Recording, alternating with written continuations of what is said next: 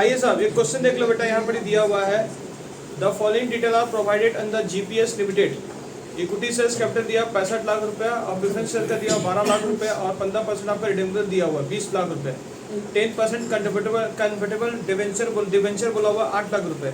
मतलब आपको equity share दिया यानी के ई दिया हुआ है, पर रेट पर देखिए दिया हुआ कि नहीं दिया, खाली कॉस्ट ऑफ। पहला क्वेश्चन नंबर 9 देखिए, क्वेश्चन नंबर 9 रही है द कॉस्ट ऑफ कैपिटल बोला for the company is 16.30%। The income tax rate आपका 30% दिया, you are required to calculate weighted average cost of capital. Weighted average cost of capital यहाँ पे बोला निकालने के लिए।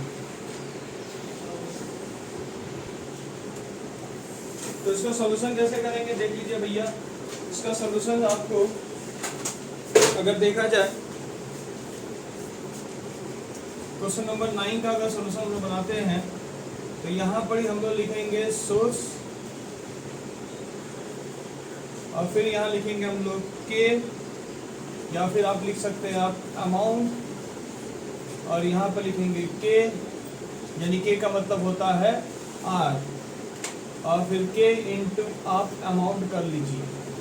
तो आपका सोर्स में देखिए कहाँ कहाँ से पैसे आए थे। एक इक्विटी शेयर्स कैपिटल से पैसा आया था, दूसरा प्रेफरेंस शेयर्स कैपिटल से पैसा आया था, रिडेम्पशन डिवेंचर से पैसा आया था आपका, और 10% आपके जो क्वेश्चन में देखा जाए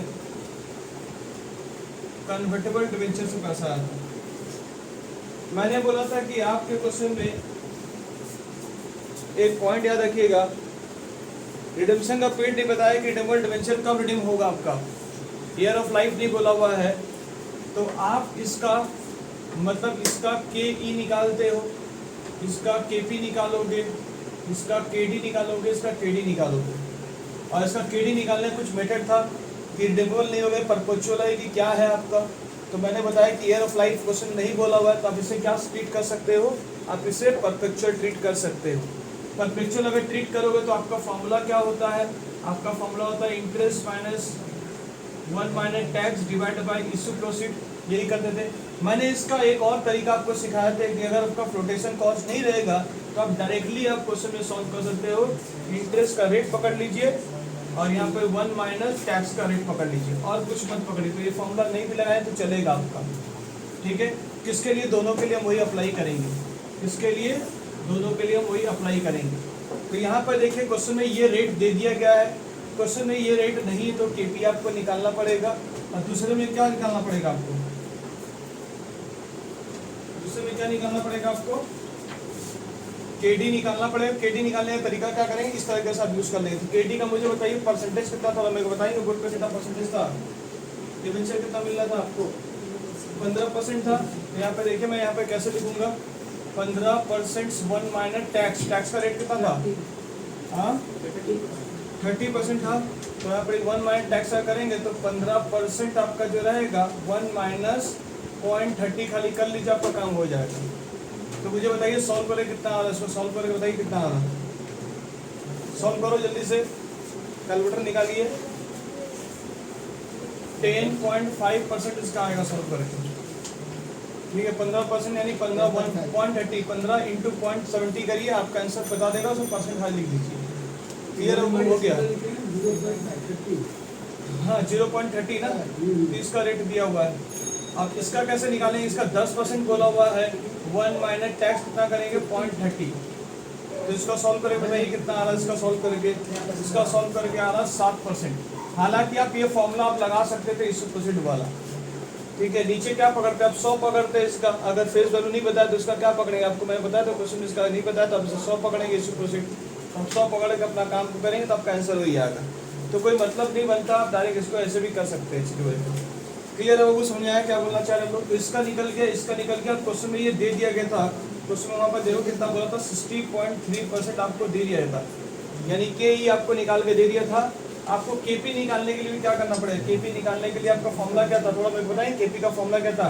मैं बोला जो केडी का फॉर्मूला होता है वो केपी का फॉर्मूला होता है। इसके जगह पीडी लिख दीजिए, डिवाइडेड बाई क्या लिखेंगे, इशू प्रोसीड।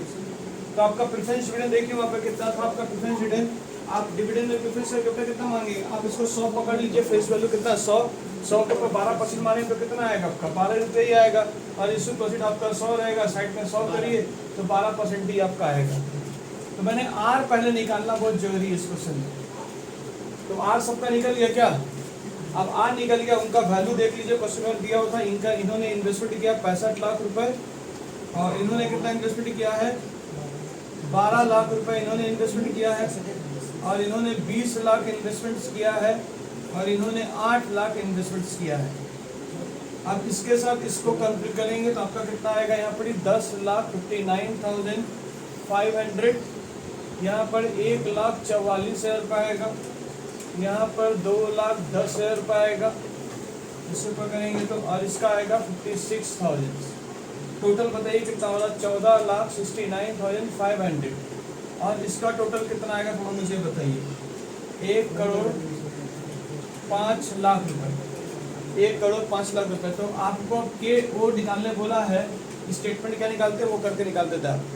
तो के ओ का फॉर्मूला क्या करेंगे? यहाँ पे 14,69,500 डिवाइड बाई 1,05,00,000 करेंगे। आपका आंसर जो आएगा, साइड में 100 तो रहेगा ही, 13.99% आपका digital answer. Question number 9 solve हो गया है। आइए अब 2019 का ऑनर्स का क्वेश्चन देखते हैं। नेक्स्ट वीडियो में 2019 का वीडियो जा रहा है।